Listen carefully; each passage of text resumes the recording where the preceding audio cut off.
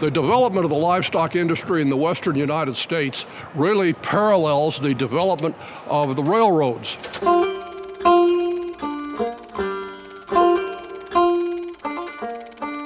The cattle trade was mainly conducted in the Midwest, and the great numbers of cattle were in the Midwest, and sheep and hogs, and it only came to the West really in any great number when they finished the railroad connection from Chicago to the West, when they drove the Golden Spike at Promontory Point near Ogden, Utah. That united the United States into one long country with actual transportation available to it.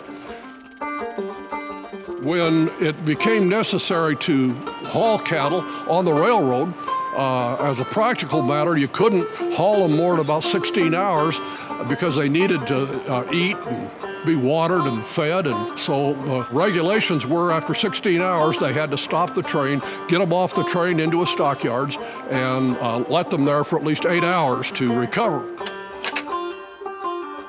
And in 1879, they came in here and built the first pens of what would become the Denver Union Stockyards Company.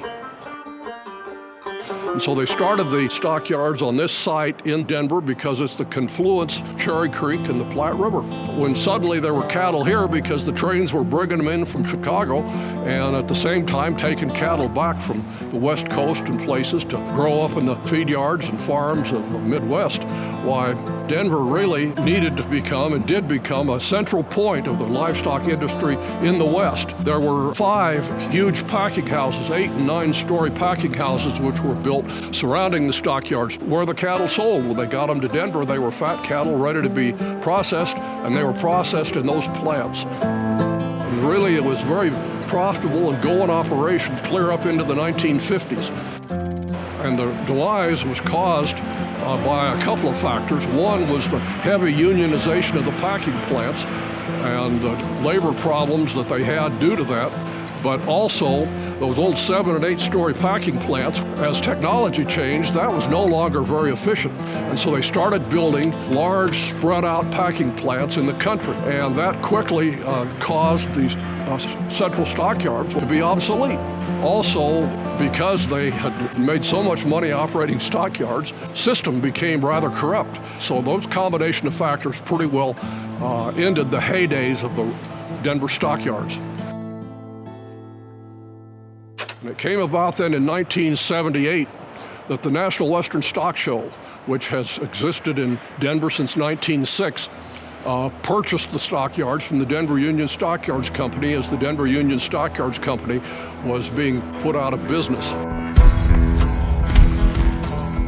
They started the National Western Stock Show as a way to say thank you to all of their cattle and rancher customers, and proved to be immensely popular, not just among their customers and cattlemen and ranchers, but among the city folks of Denver. When it came up for the new stock show grounds to be built, the one thing that everybody wanted to have saved and wanted to keep was the old stadium arena. And so that's how the process started for it to be then declared a historical monument. This old stadium, which at the time it was built and opened in 1911, it was the largest clear span building anywhere in the United States. It was one of the only stock shows in America that had, 5,000 seats surrounding it. Got to be a real matter of great importance to cattlemen that they got to show in Denver.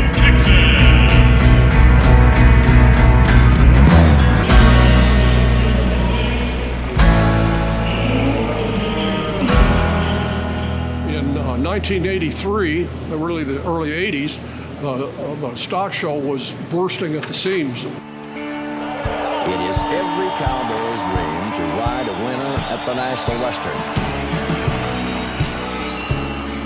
It became increasingly clear from when the buildings, Hall of Education and others were built on the hill here on the National Western grounds from that period in 1983 until into the early 2000s, that the facilities were outmoded and very expensive to maintain and not adequate to handle the some $700,000 a year coming through the National Western grounds.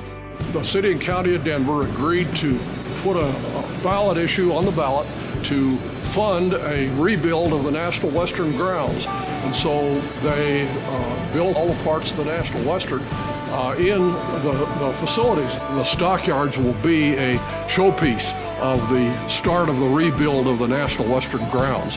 And that's the whole idea, is to have the National Western funded and the National Western facilities of a quality and type that it keeps the Western heritage alive in Denver, Colorado.